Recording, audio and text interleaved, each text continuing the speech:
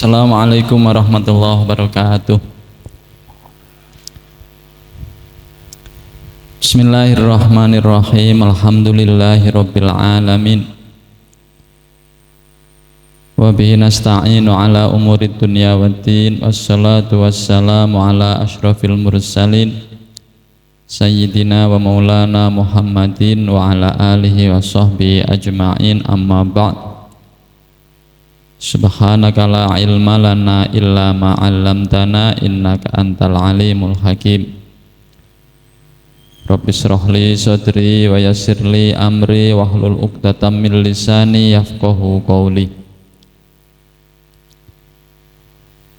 Qala al-muallifu rahimahullahu ta'ala wa nafa'ana bi ulumihi fid dharaini amin ya rabbal alamin. Bismillahirrahmanirrahim. Wa yahtarul atiqa dunal muhdatsati. Qalu alaikum bil atiqi wa iyyakum wal muhdatsati. Wa iyyaka an tastaghila bihadzal jadalil ladzi dhahara ba'da qiradil akabir minal ulama. Fa innahu yub'idut taliba 'anil fiqhi wa yudayyi'ul umra wa yurithul wahsyah wal adawah wa huwa min asyratis sa'ati wa irtifa'il ilmi wal fiqhi kadza warada fil hadithi. Nggih niki nglajengake bab terkait dengan bagaimana kita memilih ilmu, bagaimana kita memilih guru, bagaimana kita memilih teman, sebagai bagian dari perantara, sebagai bagian dari usaha kita menyempurnakan dalam usaha mendapatkan ilmu. Yang kemarin barusan disampaikan bahwa ketika kita mau belajar, langkah diantaranya yang kita pilih pertama adalah ilmu yang akan kita pelajari itu adalah ilmu yang paling baik.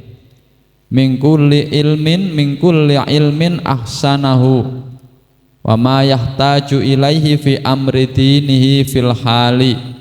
Ilmu yang paling baik, ilmu yang paling segera dibutuhkan untuk dirinya itu yang diutamakan. Setelah itu terpenuhi atau mungkin ada waktu yang masih bisa untuk kita gunakan ilmu yang lain, maka kemudian untuk persiapan kelak ke depan yang berpotensi besar akan terjadi, itu yang kita utamakan, kita pilih dahulu.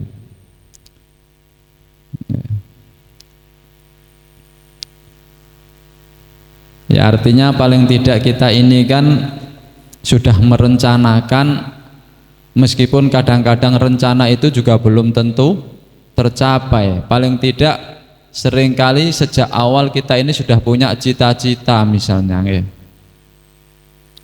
Besok cita-citanya mau jadi apa? Ya, kalau kita punya cita-cita mau jadi pedagang, ya berarti ilmu terkait dengan bagaimana jadi seorang pedagang harus kita kuasai. Kalau misalnya kita punya cita-cita jadi seorang guru, ya, maka hal-hal yang terkait dengan seorang guru harus kita kuasai. Di antaranya jadi seorang guru itu harus punya ilmu yang akan disampaikan kepada muridnya. Kalau misalnya kita punya cita-cita jadi orang kaya, ya berarti ilmu yang hubungannya dengan orang kaya harus kita siapkan, sehingga secara tidak langsung itu kita siap menjadi orang yang selamat. Nggih, enten sing cita-cita pengen jadi orang miskin. Enak pundi kaya kali miskin? Tenan ta?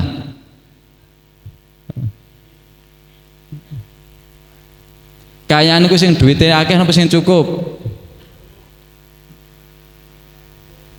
Cukup. Lah nek kebotane sampean titik jenenge miskin. Aku cukup dadi wong miskin kan ngoten berarti nggih.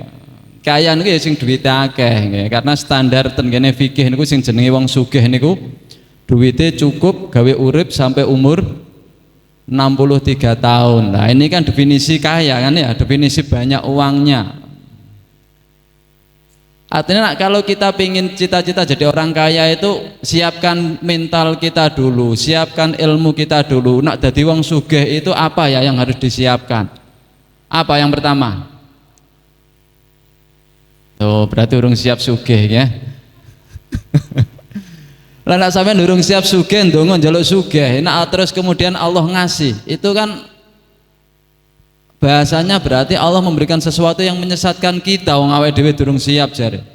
Sehingga kadang-kadang ketika kita minta kaya Allah nggak ngasih kaya, itu kadang itu menyelamatkan kita karena memang kita belum siap jadi orang kaya. Ben selamat wis gak usah kayak sugih, nak kayak sugih malah ora iso nglakoni. Itu kan namanya menyesatkan. Makanya disiapkan dulu agar setelah kita siap kita meminta, insya Allah nanti itu lebih mudah di-ACC proposalnya ya. Nah, buat jadi orang kaya itu apa? Yang pertama disiapkan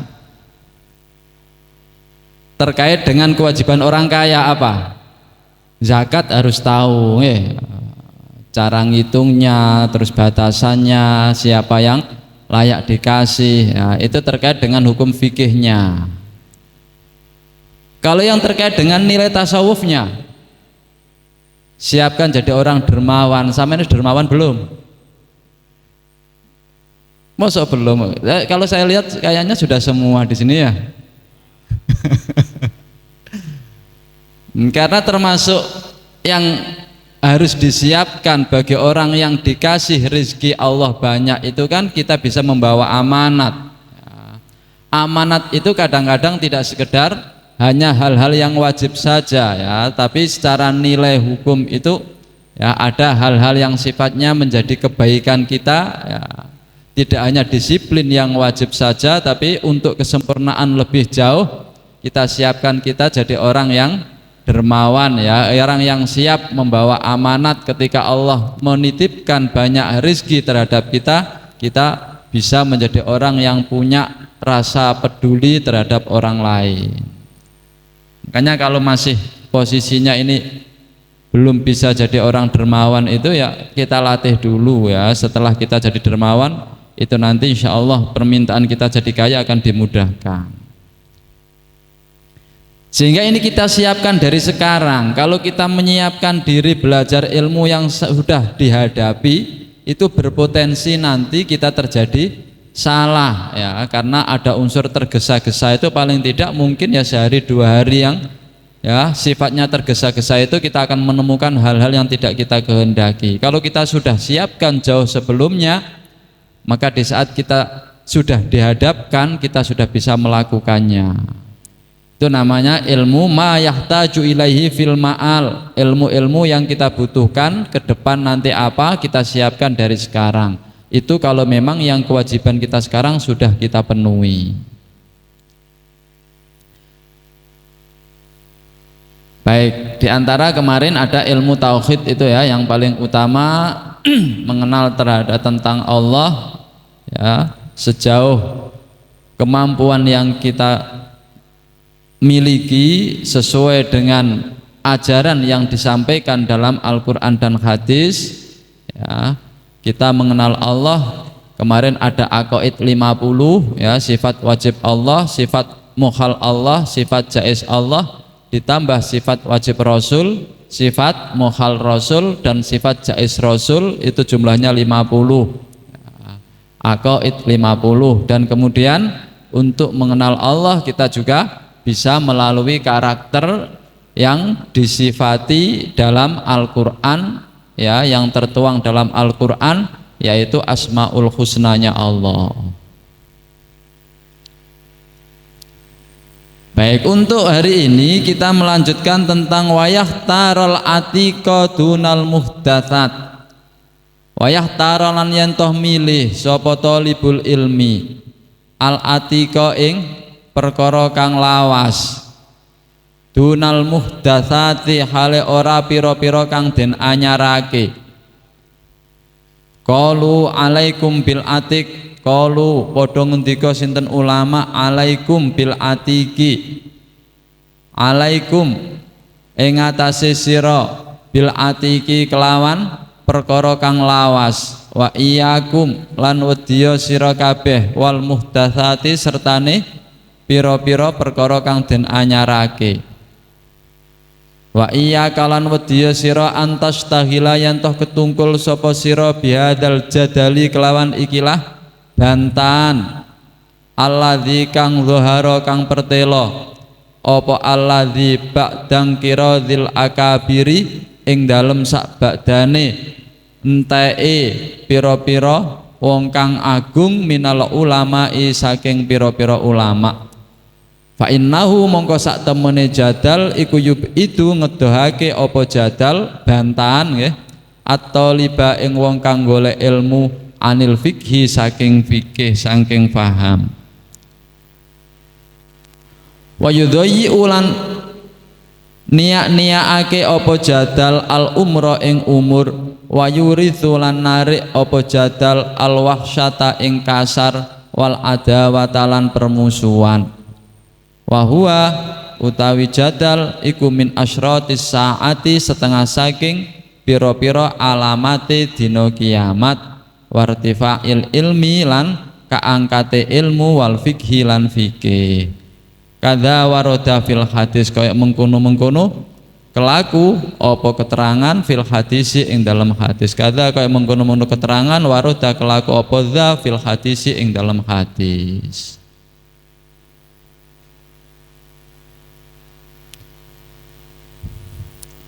Baik, niki tesenten hubungane kalih milih ilmu. Ilmu sing dipilih itu ilmu yang seperti apa? Ini bahasanya yahtarul atik, pilihlah ilmu yang dibawakan oleh ulama-ulama dahulu.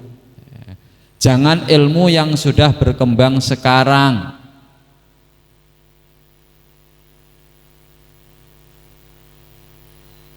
Kenapa demikian? Ini tidak berarti terus kemudian kita ini tidak diperbolehkan atau dianggap salah belajar ilmu yang sekarang sudah berkembang. Namun yang perlu kita ketahui bahwa ilmu yang dibahas oleh ulama-ulama dahulu itu lebih cenderung pada ilmu yang sifatnya itu pengertian teori ya, pengertian kaidah pokok, pengertian teori utamanya. Sedangkan ilmu yang kemudian al-muhdasat yang dikembangkan pembaruan sekarang itu kebanyakan ilmu yang sifatnya itu adalah pengembangan dari sebuah kaidah. Kita bisa belajar ilmu sekarang tapi sifatnya itu akan kita hasilkan ilmu yang pada waktu itu sesuai dengan zamannya saat itu. Tidak lama nanti sudah akan bergeser, tidak akan sesuai lagi karena keadaannya akan berubah. Sedangkan ilmu al-atik, ilmu ulama-ulama dahulu itu ilmu yang sifatnya itu kaidah-kaidah umum yang dengan kaidah tersebut akan bisa mensikapi banyak kejadian yang sama. Kalau dalam bahasa usul fikihnya itu nanti akan bisa kita jadikan sebagai dasar mengkiaskan perkara-perkara yang lain. Meskipun keadaannya berubah tapi karakternya masih sama, berarti hukumnya masih sama. Tapi kalau kita belajarnya langsung ya, atau mungkin bahasanya niku napa nggih? Kalau kita ini belajarnya itu belajar untuk memahami rasa dari setiap bumbu masakan, itu nanti kita akan bisa menciptakan banyak rasa, banyak menu dalam masakan kita. Tapi ketika kita ini hanya bisa memahami satu resep saja, maka ketika resep itu tidak laku di sebuah daerah, sampean buka warung nggak akan laku. Isone masak rawon tok. Rawon itu bumbune apa?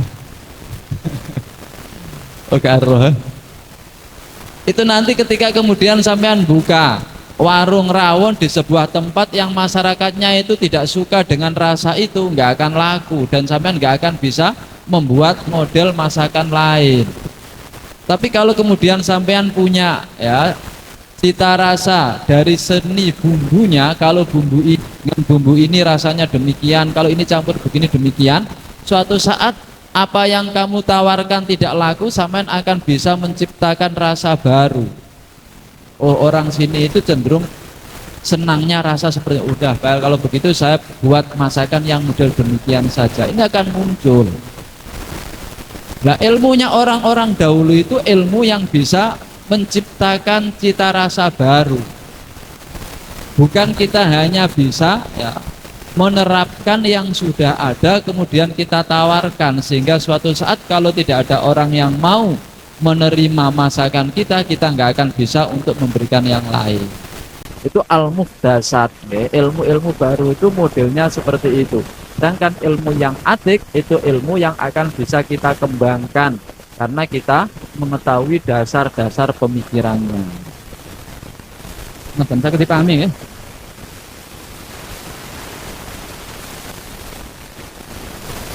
Itu motor niku umumi yang banyak itu dipelajari di pesantren. Nak tenggene sekolah-sekolah formal itu yang umum kita itu disuguhi apa? Masakan jadi. Wis iki lho hukumnya ini selesai. Tapi kalau di pesantren itu biasanya teori-teorinya, kaidah-kaidahnya itu dipelajari sehingga nanti ketika ada permasalahan berkembang mereka siap untuk membahas dan mensikapi untuk menelurkan sebuah hukum dari permasalahan baru. Biasanya seperti itu nih. Tidak menutup kemungkinan ya, sekolah-sekolah formal sekarang juga ada yang sudah memulai dengan teori bagaimana kita memberikan pelajaran terhadap siswa terkait dengan ilmu-ilmu al-atik, ilmu-ilmu ulama pendahulu. Baik, yang kedua ini wa iyyaka antastaghila bihadzal jadali alladzi dhahara ba'dan qiradil akabir minal ulama. Ada bahasa jadal. Jadal niku umume bantahan sing sifatnya niku apa? Ngalor ngidul. Apa? Debat kusir nggih. Ini kita mriki diperingatkan. Jangan sampai kita ini menyibukkan waktu kita, menghabiskan waktu kita hanya sekedar debat kusir. Debat yang setelah tidak ada ulama besar. Kenapa demikian? Karena debat yang setelah tidak ada ulama besar itu intinya nanti kita akan berdebat yang menghabiskan waktu. Karena debat kita ini kita nggak tahu apa sih yang ada di balik pendapat ulama tersebut.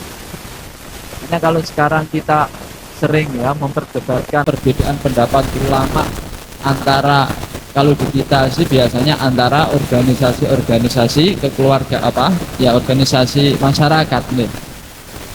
Ada Muhammadiyah, ada NU, ada Wahabi, ada Persis, ada TI.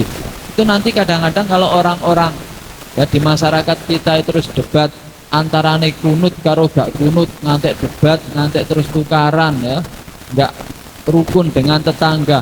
Padahal itu ulama dahulu itu sudah membahas hal itu dan ada yang mengatakan boleh kunut, ada yang mengatakan nggak perlu kunut. Artinya kalau itu kita permasalahkan, kita debat, sedangkan kita ini nggak tahu dasar utama yang mengatakan kunut itu seperti apa, dasar utama yang mengatakan tidak usah kunut seperti apa, kita debat yang sifatnya hanya karena ta'assub fanatik saja. Makanya di sini sampaikan itu menghabiskan waktu sehingga kita tidak akan mendapatkan ilmu tambahan, namun yang kita hasilkan hanya sebatas permusuhan antara yang satu dengan yang lainnya. Akhirnya nggak rukun. Kuning masjid ono jamaah 2 kali, subuh pertama kunut, subuh kedua tanpa kunut. Nanti isya ya 2 kali, yang isya pertama ono bismillah, sing isya kedua ke ono bismillah. Dan seterusnya. Akhirnya apa? Tidak hanya sampai di situ, makanya di sini diperingatkan itu nanti akan terjadi al-wahsah. Karakter sifat kasar kita terhadap sesama tetangga. Al-adawah, akan terjadi permusuhan antara kita dengan tetangga kita. Padahal dua-duanya itu bisa untuk kita ikuti. Padahal ulama dulu sudah mempermasalahkan, sudah merumuskan permasalahan tersebut.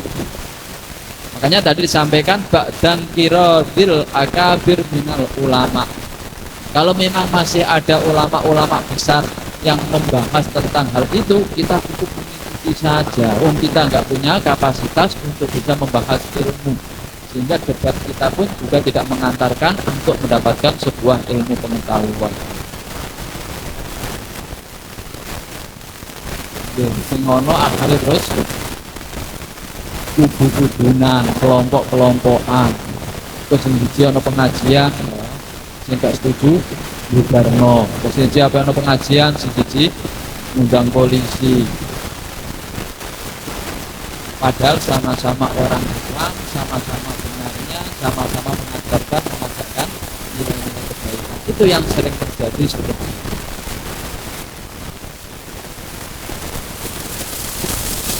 Ya monggo, enten sing tanglet. Sadurunge itu terus ki.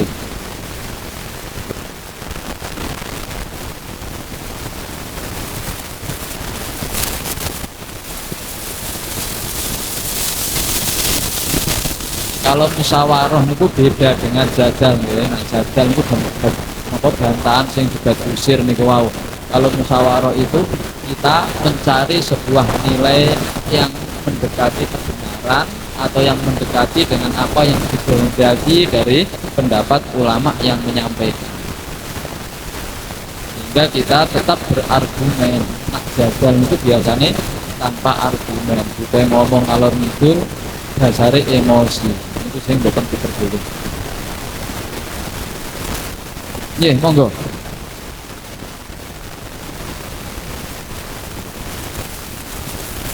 Ini sing ngaji akeh, sing takok kudune akeh lho ya.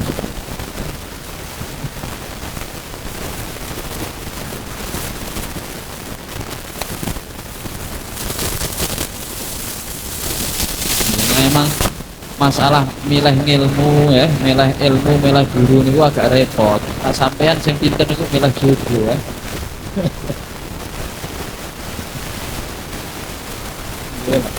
Yang itu nak mboten tengene didangi kon milih nggih repot. Milih masakan, nak ora ahli masak niku nggih kadang-kadang hanya sebatas sesuai selera, bukan sebatas sesuai dengan kaidah ilmiahnya. Orang yang bisa menyampaikan agama tidak hanya satu dua, yang artinya orang dakwah itu fardu kifayah. Mereka bisa memilih, mereka bisa menyesuaikan dengan karakternya. Kalau kebetulan kita tidak dipilih ya nggak apa-apa, kita juga nggak wajib untuk menyampaikan. Biasanya ngoten ya, intinya di situ. Makanya kadang-kadang sering terjadi antara satu takmir dengan takmir yang lain itu ya musuh-musuhan ya, mergo ya karena itu merasa dirinya nggak dipilih. Guru satu dengan yang lainnya musuhan ya mungkin karena itu, karena dia nggak dipilih, akhirnya dia iri dengan yang lainnya. Padahal mestinya bahasanya hidup kita ini itu kan yang penting ada nilai dakwah, ada nilai yang mempertahankan agama Allah. Kalau memang sudah ada orang yang sudah bisa menyampaikan agamanya Allah, ya sudah ada yang mewakili, kita selesai, kita nggak harus menyampaikan. Kalau misalnya kemudian kita juga ingin untuk menyampaikan, maka keinginan kita yang kemudian tidak bisa terpenuhi itu kan sudah dapat pahala meskipun kita tidak jadi melakukan. Siapkan diri kita untuk siap ngajar, tapi nggak ada orang yang mau kita ajar, ya gak apa-apa, nyatanya nggak ada yang mau. Dan ini ulama-ulama dahulu itu sering ya menyiapkan bentuk seperti itu. Hanya ada satu dua orang yang mau ngaji, itu ya udah disiapkan. Waktu itu untuk ngaji, muridnya hanya dua. Berarti untuk waktu itu disiapkan untuk ngaji, ditunggui. Muridnya datang, diulang, nggak datang juga nggak apa-apa. Ya, karena tuntutannya dia menyampaikan ilmu. Nah, bentuk-bentuk seperti itu ya, itu juga harus kita tanamkan. Jadi kita tidak hanya melihat dari sisi kita yang sebagai pelaku, tapi kadang-kadang kita ini yang sebagai orang yang merasa dirugikan dalam unsur nilai materi duniawi atau keadaan duniawi. Orang lain yang lebih dihormati, kita tidak dihormati. Orang lain yang dipilih untuk ngajar, kita tidak dipilih sebagai jadi guru yang kemudian untuk dihormati. Yang mikirnya sudah disampaikan agamanya Allah, sehingga sudah terjaga nilai-nilai ajarannya beliau Nabi. Tidak harus saya yang menyampaikan, orang lain sudah menyampaikan, ya sudah, nggak apa-apa. Wong intinya itu yang penting agamanya Allah sudah tersampaikan. Itu misalnya. Bahkan kalau misalnya yang lebih baik lagi, ada orang yang mau belajar ke tempat sampean tentang sebuah disiplin ilmu. Sampean tahu punya tetangga yang lebih bisa, itu yang bener sampean arahkan. Nak sampean ngaji ngene iki karo ustadz iku luwih iso daripada saya. Kita sampaikan begitu. Kenapa ya? Karena kita ini sebagai orang juga memberikan nasihat atau memberikan tadi ya musyawarah, itu pendapat terhadap orang lain untuk demi kebaikan orang tersebut. Kita sampaikan ada yang lebih bisa daripada kita. Terus mungkin sampean juga mikir lah, yang aku lu pengen dakwah, aku lu pengen menyampaikan ilmu saya biar saya bisa mendapat atau bisa memiliki ilmu yang manfaat misalnya. Kalau berpikir kita ini adalah untuk nilai kebaikan dalam arti pahala, bukankah kita memberikan jalan yang benar terhadap orang lain juga pahala? Meskipun kita tidak harus melangkah. Nak tak ulang iso putri mau ngene tok, wong gak ngerti nak ning kono ana wong sing luwih iso. Terus diarahkan. Yo ning kono itu luwih iso. Ketika dia belajar ke sana, dia lebih bisa. Siapa yang menunjukkan? Kita kan. Kalau kita menunjukkan kebaikan, masa nggak dapat pahala? Kan dapat juga. Artinya kalau memang urusan kita itu urusan biar kita mendapatkan sebuah nilai kebaikan, kan tidak harus kita yang ngajar. Kita bisa menunjukkan ke arah kebaikan juga bagian dari nilai kebaikan. Itu musyawarah, itu arahnya ke sana diantaranya. Dan kita juga harus jujur ya. Karena kadang-kadang kita ini kepentingan pribadi kita ini yang kita utamakan, malah kadang-kadang ditutup-tutupi. Kadang-kadang kaji itu berpotensi punya saingan. Saat dulunya dia mencari informasi tentang saingannya, dia lelek di sini. Ya. Itu yang banyak kadang terjadi seperti itu. Itu nggak benar ya, itu nggak benar. Baik. Terus memilih guru yang itu yang bagaimana? Di sini dikasih. Yang pasti kita harus musyawarah ya, di bawah tadi ada kita itu disuruh musyawarah. Tapi sebelum bermusyawarah di sini dikasih ada 3 karakter utama untuk memilih guru yang baik. Yang pertama adalah a'lam, yang paling punya ilmu, paling tahu. Yang kedua aura, yang paling bisa menjaga nilai-nilai keharaman. Yang ketiga al-asan, ya, yang paling tua di antara mereka.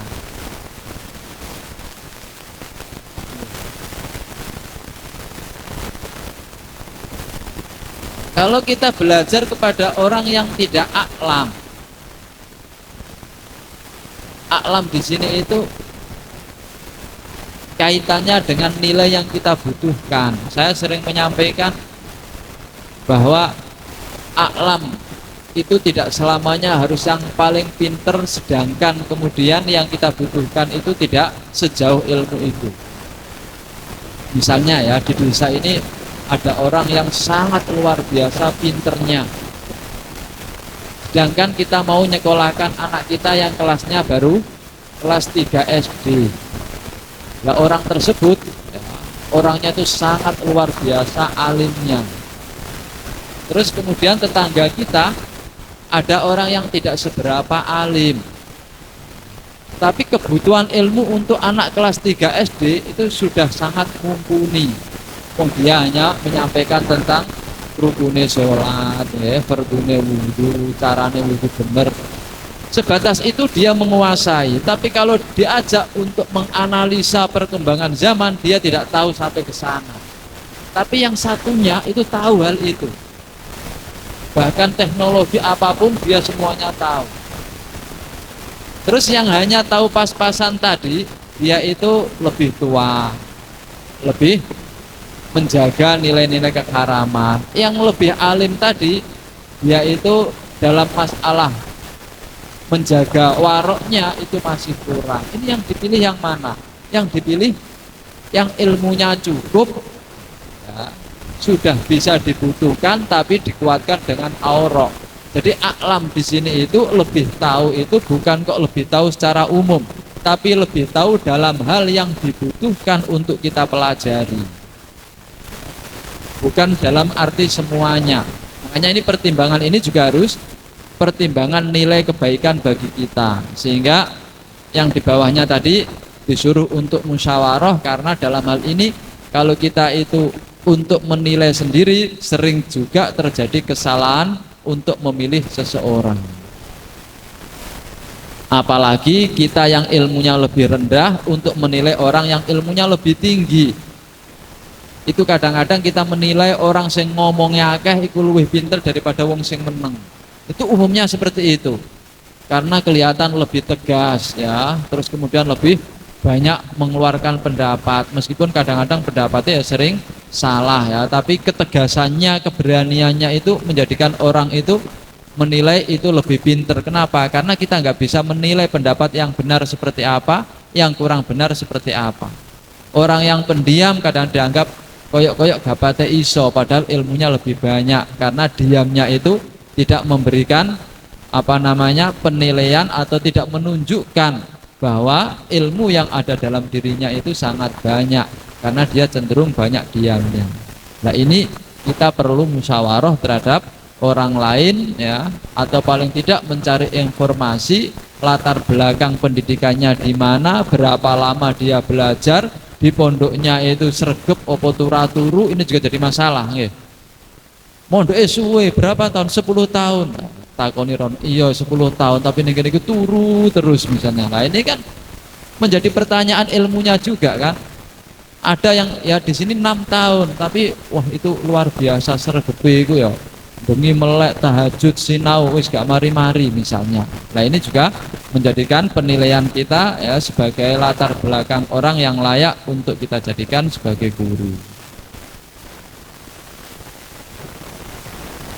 Baik, a'lam. Kenapa harus yang paling ilmunya yang paling mencukupi untuk kita ambil? Karena kita belajar itu untuk mendapatkan ilmu. Nah, kalau kita belajar terhadap orang yang tidak punya ilmu, mau ngambil apa?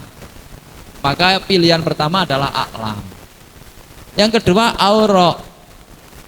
Orang yang warok, orang yang lebih menjaga dalam nilai-nilai kebaikan, menjaga keharaman, menjaga hal-hal yang syubhat. Kenapa bisa demikian? Orang yang lebih menjaga nilai-nilai kebaikan itu akan bisa memberikan lebih murninya ilmu, lebih manfaatnya ilmu, lebih bersihnya ilmu yang akan bisa kita hasilkan. Banyak orang yang ilmunya banyak tapi orangnya perilakunya kurang baik. Itu nanti kadang-kadang ilmu yang kita serap itu perlu untuk kita bersihkan kembali. Paling tidak kalau kita ilustrasikan dalam kehidupan kita niku ya, banyak barang-barang mewah, barang-barang mahal, tapi keluar dari orang yang rumahnya sangat kotor, gak tahu disaponi, gak tahu dipel, itu berpotensi baju-baju yang ia miliki harga mahal ketika dikeluarkan pun juga berdebu kan. Sehingga dari situ ketika kita menerima baju dari orang tersebut, kita perlu membersihkan kembali agar kelihatan sebagai nilai ilmu yang baik, nilai perkara yang baik. Tapi kalau misalnya kita belajar terhadap orang yang sudah warok, kesehariannya baik, menjaga nilai halal haramnya luar biasa, itu ilmu yang kita terima itu kelihatan sudah bersih, baik dan layak langsung kita manfaatkan. Sehingga itu yang perlu diutamakan. Wal asan, yang lebih tua. Kenapa? Karena umumnya orang yang lebih tua itu lebih bijaksana daripada yang muda. Potensi emosionalnya sudah terjaga, potensi egonya sudah terkendali. Dia lebih bijaksana. Makanya dalam hal-hal tertentu itu ada yang mengutamakan orang yang lebih tua daripada orang yang berilmu. Di antaranya adalah ketika kita memilih imam sholat mayit, itu yang lebih baik yang al-asan, yang lebih tua yang diutamakan. Ketika kita berdoa, itu kita mengutamakan yang tua diutamakan. Kenapa? Karena urusannya dengan mendapatkan dikabulkan oleh Allah, mendapatkan kasih sayang dari Allah. Ini orang yang lebih bijaksana, orang yang hatinya ya sudah lebih egonya sudah lebih tertata. Ini berpotensi sikap takaburnya ini sudah semakin rendah, sudah semakin hilang. Maka doa itu akan lebih berpotensi dikabulkan ketika dari orang tua ya daripada dari orang yang masih muda. Secara umum loh, secara umum tidak menutup kemungkinan yang muda ini juga lebih bisa menuakan diri daripada yang tua. Iku lho ketok ijek enom. Tapi kok wis bijaksana, wonge wis, ini juga mungkin seperti itu. Tapi secara umum memang Al-Hasan ini sudah banyak pengalaman. Ini diceritakan seperti Imam Abu Hanifah memilih Imam Muhammad bin Abi Sulaiman itu diantaranya setelah ba'dat ta'ammul wa tafakkur.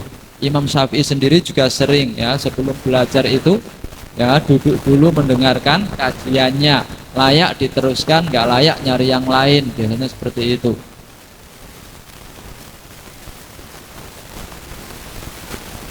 Satu hal yang kita kaitkan dengan penjelasan yang atas kemarin, bagaimanapun juga orang yang sudah mengajar itu punya ilmu, sehingga ketika kita tidak cocok itu jangan sampai ada unsur merendahkan orang tersebut, jangan sampai merendahkan ilmunya orang yang sudah menjadi seorang ustadz, karena kita juga dituntut untuk menghargai ilmu, menghargai orang yang berilmu. Artinya ketika kita tidak cocok untuk belajar terhadap seseorang, cara kita untuk pindah, cara kita untuk mundur juga jangan sampai dengan bentuk perilaku yang menyinggung perasaan atau menyakiti perasaan orang tersebut. Ya, karena menyakiti orang yang berilmu itu khawatirnya nanti ya, sedikit maupun banyak ilmu kita yang sudah pernah kita dapatkan dari orang tersebut tidak akan membawa kebaikan bagi kita. Maka caranya juga yang baik, yang hati-hati. Makanya di pondok itu kalau kita mau boyong itu ya sowane kiai itu ya agak agak hati-hati dan agak maju mundur angel gitu loh ya. Nyari untuk kiai itu merelakan kita pulang, ikhlas melepas kita itu, apalagi kita sudah lama di pondok, sudah banyak mengambil ilmunya dari kiai, jangan sampai ada hati yang menjadikan kecewa ketika kita mau boyong, mau pulang. Itu mestinya cara kita menyampaikan, cara kita untuk mencari agar kiai benar-benar legowo ngelepas kita itu memang dengan proses yang sangat hati-hati. Apalagi kalau terjadi rodok bujui titik-titik ngomongnya mau boyong di rumah bantu orang tua atau terus ngomong mau nikah dadaan pindah pondok. Nah ini kadang-kadang kan kiainya kan agak gimana. Karuan kita ngomong terus terang ya, mau pindah kemana ya minta saran kiai sekaligus kan nggak apa-apa. Kalau ke pondok ini bagaimana kiai? Nah nanti kan diarahkan baiknya seperti apa. Nah ini kiai yang bisa mengarahkan ya, yang bijaksana itu termasuk kiai-kiai yang tadi ya, yang a'lam, aurok dan asan. Makanya kita itu memilih seorang guru itu yang kira-kira bisa ngomong kita, bisa mengarahkan kita. Saya ini sangat bersyukur, senang sekali ya. Saya itu sering menyampaikan sesuatu yang kiai nggak setuju, ya langsung disampaikan nggak setuju, sehingga saya itu nyaman. Ketika saya nanya atau ditanya itu rasanya itu ya nggak khawatir. Bahkan dulu saya pernah ditanya di saat baru selesai S1 ditanya mau S2 lagi, mau terus S2 Rip, saya bilang mungkin kiai. Itu saya juga nggak mikir sih, yo atau enggak, pokoknya nanti kalau nanti jawaban saya cocok iya kan, nggak cocok diarahkan, mikir saya begitu. Sehingga akhirnya iya, ketika saya ditanya bilang iya, kata kiai ora usah, ini pondok wae karo aku. Ya akhirnya saya ikuti, ya udah di pondok. Setelah saya nikah ditanya lagi di sini itu, ije pengen kuliah tadi. Nggih ya wis kuliah ning Surabaya itu kuliah mana? S1 boleh apa? Ini artinya meskipun saya sudah nikah pun masih diperhatikan. Akhirnya saya kuliah lagi karena memang dari kiai sudah menyuruh untuk kuliah lagi. Nah, ini milih ya, atau kiai seperti itulah yang harapan kita, sehingga kita ini dalam menjalani hidup rasanya selalu ada yang membimbing, yang mengarah. Jangan merasa tahu sendiri, jangan merasa sudah bisa untuk menentukan sikap sendiri. Bahkan yang terakhir ini disampaikan musyawarah itu sangat dibutuhkan dalam hidup kita. Nabi saja disuruh musyawarah, apalagi kita. Nah, di sini orang itu dibagi menjadi 3, rojulun, wanisfu rojulin, wala syai'a. Istilahnya begitu ya. Siapa yang orang dianggap sebagai seorang laki-laki? Orang dianggap laki-laki itu adalah orang yang punya pendapat yang benar dan tetap mau bermusyawarah. Orang separuh laki-laki adalah orang yang punya pendapat yang benar tapi tidak mau bermusyawarah. Atau orang yang mau musyawarah tapi tidak punya pendapat, masih lumayan. Yang la syai'a, tidak siapa-siapa, bukan siapa-siapa, itu adalah orang yang tidak punya pendapat dan juga tidak mau bermusyawarah. Ini pembagian karakter seseorang dalam menjalani hidup. Ada yang dianggap itu loh, seorang laki-laki itu orang yang punya pendapat benar dan tetap mau bermusyawarah. Separuh laki-laki adalah orang yang punya pendapat benar tapi tidak mau musyawarah, atau mau musyawarah tapi tidak punya pendapat. Dan orang yang tidak dianggap siapa-siapa adalah orang yang tidak mau bermusyawarah dan tidak memiliki pendapat.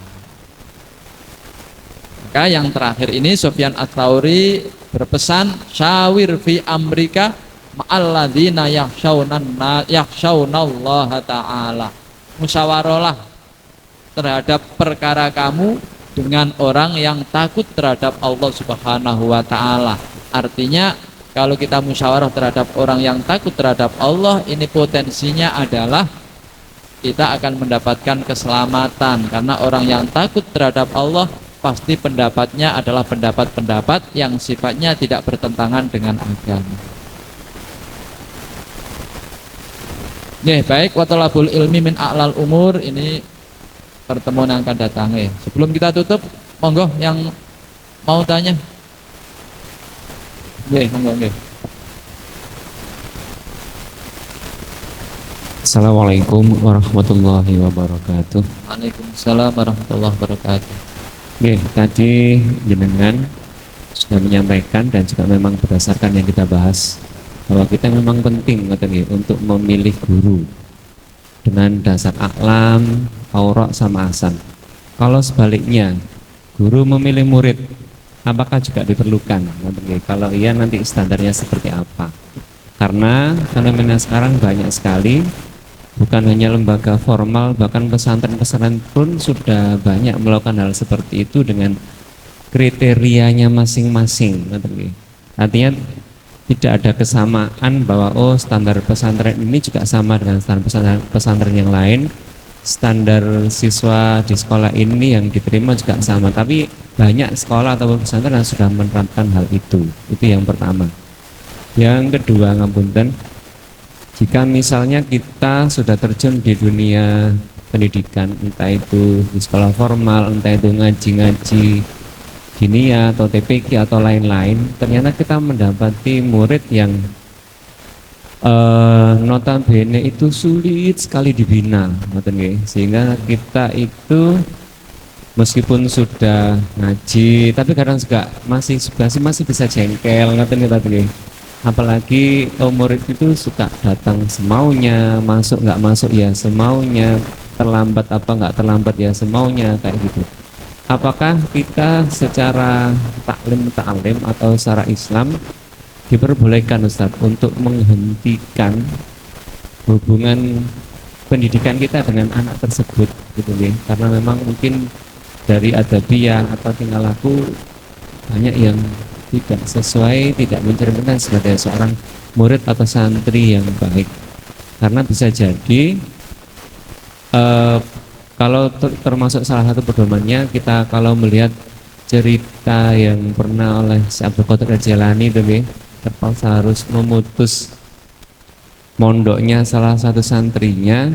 Karena apa? Kalau dilanjutkan itu ya nggak ada manfaatnya. Karena apa? Sudah tertutup, butuh ilmunya itu sudah tertutup. Nah, ini Ustadz yang saya sampaikan untuk hari ini. Terima kasih. Wassalamualaikum warahmatullahi wabarakatuh. Waalaikumsalam warahmatullahi wabarakatuh. Kenyataannya memang selalu milih kita itu ya.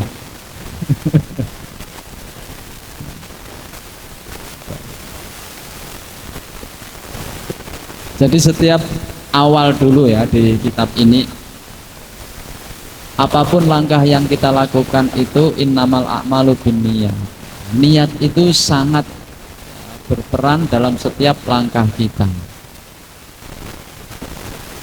Ketika ada orang mau ngaji kepada kita, mau belajar kepada kita, yang pertama kan kita perlu melihat kita ini mengajar itu dorongannya apa.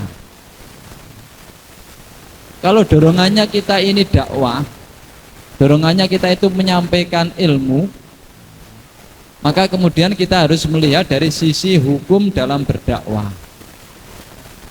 Boleh enggak kita menolak atau tidak mau menjawab orang yang bertanya misalnya? Kita melihat seberapa mendesak pertanyaan orang tersebut terhadap kita dan seberapa besar potensi benarnya jawaban kita yang kita berikan. Bisa enggak orang minta tolong kepada kita, kita menolak misalnya? Ini unsur dakwah, unsur tolong menolong, unsur fardu kifayah atau unsur fardu ain. Kalau memang yang bisa memberikan solusi itu hanya kita, maka hukumnya tidak boleh kita menolak. Tapi kalau misalnya hukumnya kita ini bukan fardu ain secara hukum, tapi kenyataannya paling mendesak saat itu adalah kita, maka hukumnya kita juga harus memberikan solusi. Kalau toh seandainya ternyata kita ini tidak bisa memberikan solusi, apa yang ditanyakan paling tidak memberikan solusi, menunjukkan siapa yang bisa memberikan solusi jalan keluarnya.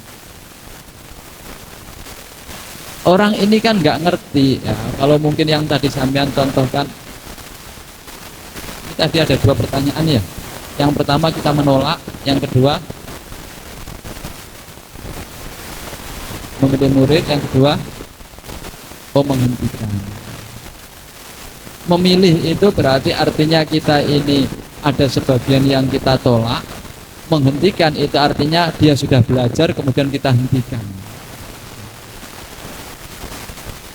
Baik. Untuk yang menolak tadi, maka karakternya tadi saya sampaikan, yang pertama adalah urusan kita ini nolaknya itu alasannya apa.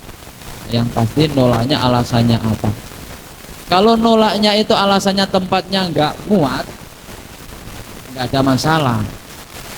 Kalau alasannya menolaknya itu karena unsur kita itu membeda-bedakan dalam hal yang sifatnya itu menjadikan mereka itu diposisikan apa ya, unsur istilahnya merendahkan bahasanya, ini yang nggak boleh. Tapi kalau menolaknya itu urusannya adalah urusan pertimbangan lain yang akhirnya kita menolak demi kebaikan mereka juga, ini nggak apa-apa. Bikin tak tompo ning kene justru dia nanti akan merasa semakin tertinggal. Nah, karena orang-orang yang belajar di sini itu misalnya ya, orang-orang yang secara kemampuannya ya orang baik-baik, secara ekonominya orang baik-baik. Kalau dia saya terima di sini nanti justru akan ya sering dibully teman-temannya. Maka lebih baik saya arahkan ke sana aja. Ini artinya pertimbangan kita itu pertimbangan kebaikan, bukan pertimbangan karena kepentingan kita. Kalau pertimbangannya karena kepentingan kita pribadi, ini namanya bukan dakwah. Namanya bukan dakwah. Terus bagaimana hukumnya orang dakwah? Orang dakwah hukumnya fardu kifayah. Kalau hukumnya fardu kifayah, boleh nggak kita menolak? Boleh kan? Selama fardu kifayah. Tapi kalau fardu ain kita nggak boleh menolak. Fardu kifayah bisa menjadi fardu ain. Di antaranya apabila kesempatannya hanya kepada kita. Sama seperti orang nyolati mayit fardu kifayah, tapi bisa fardu ain karena yang tahu hanya kita. Kalau ada mayit di situ, yang lain nggak ada yang ngerti. Ini juga bisa sama akan menjadi fardu ain. Kenapa? Karena nggak ada orang lain yang bisa ditanya. Atau mungkin saat itu sangat mendesak, ya ada yang bisa ditanya selain kita. Tapi kalau dia kemudian pergi ke sana,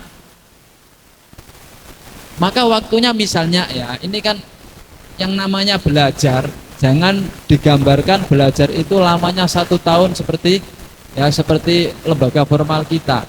Ini artinya orang tanya tentang hukum, kemudian kita nggak mau jawab. Ini juga bagian dari belajar kan, pengen ngerti. Ada orang tanya tentang caranya sholat. Ada orang tanya tentang niatnya sholat misalnya. Waktunya tinggal mepet. Ya, mungkin tinggal 10 menit atau berapa gitu ya. Terus kemudian sampean bilang, ini yang bisa sholat banyak, tidak hanya saya. Sampean bisa tanya kepada orang ini. Orang tersebut kemudian ketika berangkat ke sana, waktunya sudah habis. Itu namanya dia tidak punya kesempatan.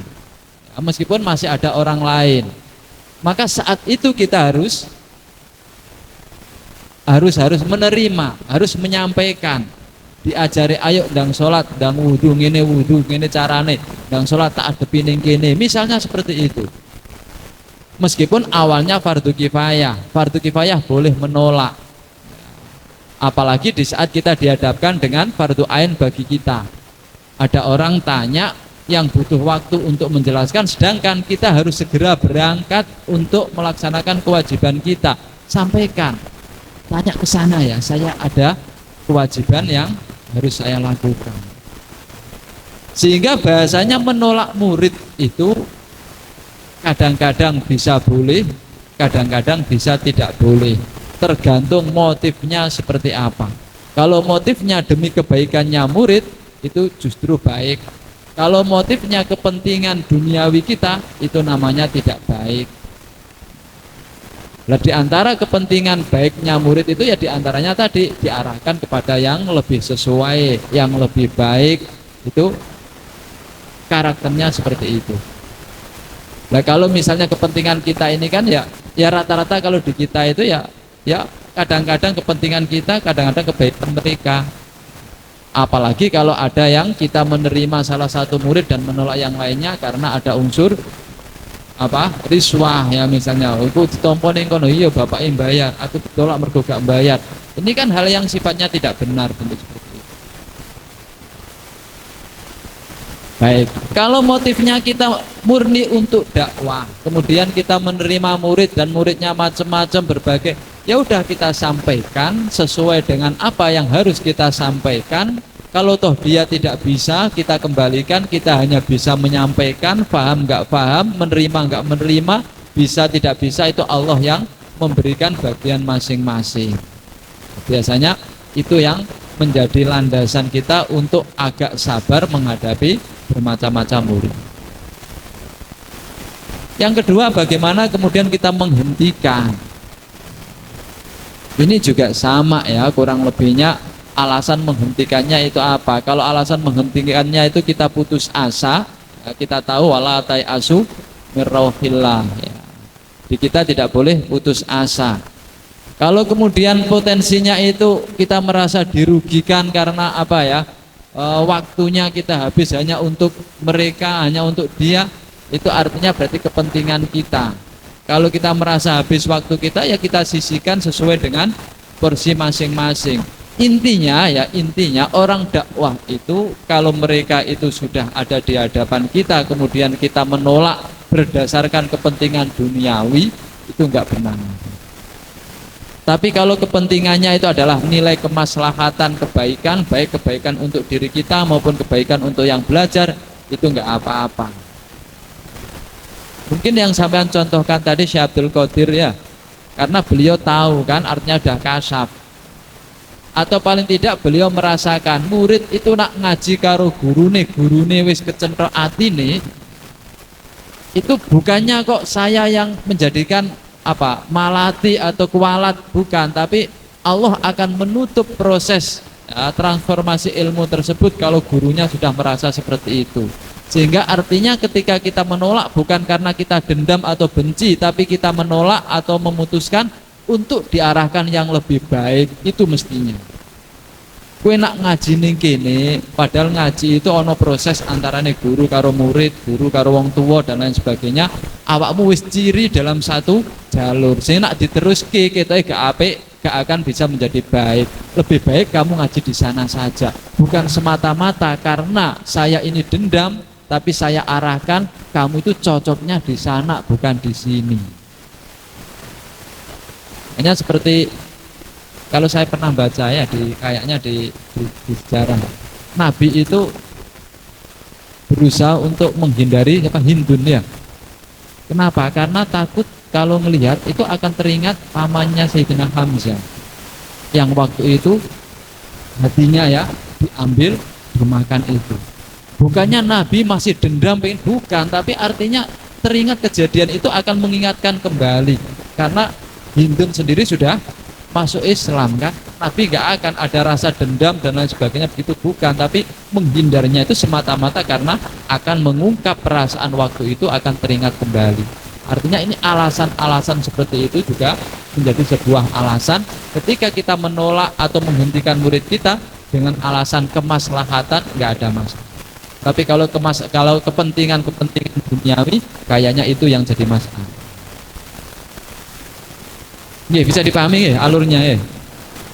Sekali lagi di atas itu perkara duniawi akan bisa menjadi akhirat dengan niat yang baik, perkara akhirat akan menjadi duniawi ketika niatnya kurang pas.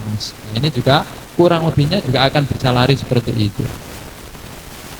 Satu lagi yang perempuan sakit dipahami ngeten iki nggih. Kadang-kadang bahasane kula niku nggih rada angel ya. Cekap nggih. Oke, sekali lagi. Ini Mas. Assalamualaikum warahmatullahi wabarakatuh. Waalaikumsalam. Menyambung saking pertanyaan Ustaz Hanif dek wau, dalam proses belajar mengajar yang kita ketahui khususnya di pesantren kan itu dulu banyak ulama-ulama itu menjadi orang-orang besar atau ulama besar itu dari didikan seorang guru yang sangat keras yang kita kenal seperti Imam Malik dari didikannya Imam Anas, kemudian Zakaria niku dari didikannya Ibnu Hajar Asqalani, kan terkenal sangat keras dan menjadi orang-orang yang sangat mumpuni dalam keilmuannya. Tapi di akhir-akhir ini kan didikan yang keras itu dikritisi oleh orang-orang zaman sekarang, dikatakan tidak ramah anak atau yang lainnya. Padahal yang dulu yang sudah diterapkan ulama-ulama itu semuanya sudah terbukti dan menjadi orang-orang besar seperti kiai-kiai yang kita kenal sekarang ini. Kalau menurut panjenengan niku pripun? Apakah kita menerapkan yang seperti ulama-ulama dahulu atau meniru dari pendapatnya orang-orang yang sekarang yang kita lihat belum jelas hasilnya karena mutaakhirin? Assalamualaikum warahmatullahi wabarakatuh. Waalaikumsalam. Iki nyampe kene iki rada ewoh nggih, bahasane kudune kita itu juga di samping menyampaikan apa adanya juga harus memahami konteksnya. Nah, kalau ngomong jangan keras, nanti kita seakan-akan ogak bantu, ogak ngiloni guru ya. Padahal dalam kitab-kitab itu guru itu juga punya hak untuk mendidik, punya hak untuk memberikan sanksi. Nah, sanksi itu kesannya kan sesuatu yang agak keras kan, namanya sanksi itu. Kalau kita mengatakan kita harus keras ya, nanti kita juga akan bertentangan dengan umumnya sekarang yang sudah tidak setuju dengan bentuk seperti itu. Yang ingin saya sampaikan, kita itu jangan meniru orang dahulu selama kita tidak bisa menjadi seperti orang dahulu.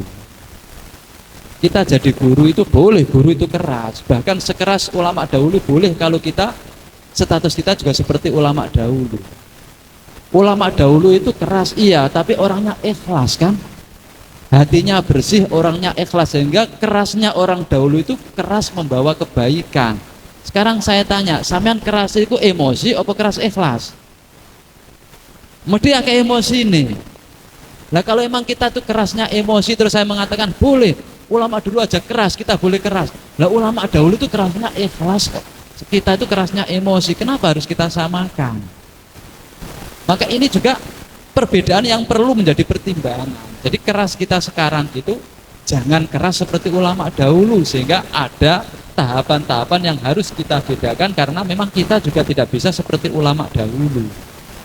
Kita sebagai guru iya boleh mentakzir, boleh, tapi jangan terus dulu bisa begini kita juga boleh. Bukan, ulama dahulu itu tidak seperti kita sekarang, sehingga artinya apa? Kita juga punya pola yang berbeda dengan ulama dahulu. Bisa dipahami ya bentuknya ini ya, karena ada juga satu contoh ya, ketika Ibnu Umar itu disuruh Sayyidina Umar untuk menceraikan istrinya, kata Nabi, ya sepegaten. Ketika Imam Ahmad bin Hanbal oleh masyarakatnya ditanya, ya Imam, orang tua saya suruh menceraikan istri saya, oh jadi pegat. Terus kata dia yang tadi yang lapor ke Imam Ahmad, lu dulu Sayyidina Umar itu, Ibnu Umar pernah yang disuruh ayahnya itu, kata Nabi suruh megat.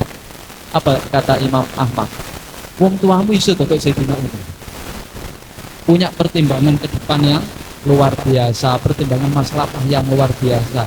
Kalau Sayyidina Umar masalahnya luar biasa kan, cerdasnya pertimbangan. Lah nek wong tuamu iso kira-kira ngono iku, jangan-jangan karena potensi emosi, potensi kepentingan dan lain sebagainya, sehingga kita nggak bisa terus kemudian niru apa adanya. Tapi di balik itu juga perlu kita pertimbangkan, sehingga kadang-kadang kekerasan guru itu juga perlu dipermasalahkan. Saya bilang kadang-kadang perlu dipermasalahkan. Makanya saya tadi ngomong ewo itu begitu. Kenapa? Karena sangat banyak juga guru itu kerasnya keras emosi, bukan didik. Tapi kalau kita mengatakan terus nggak boleh, seakan-akan membatasi guru nggak boleh begitu, kan nggak enak. Ini bahasanya tetap guru itu bisa punya hak untuk mengambil kebijakan takzir, tapi polanya jangan dianggap seperti ulama dahulu yang keras itu boleh. Kenapa?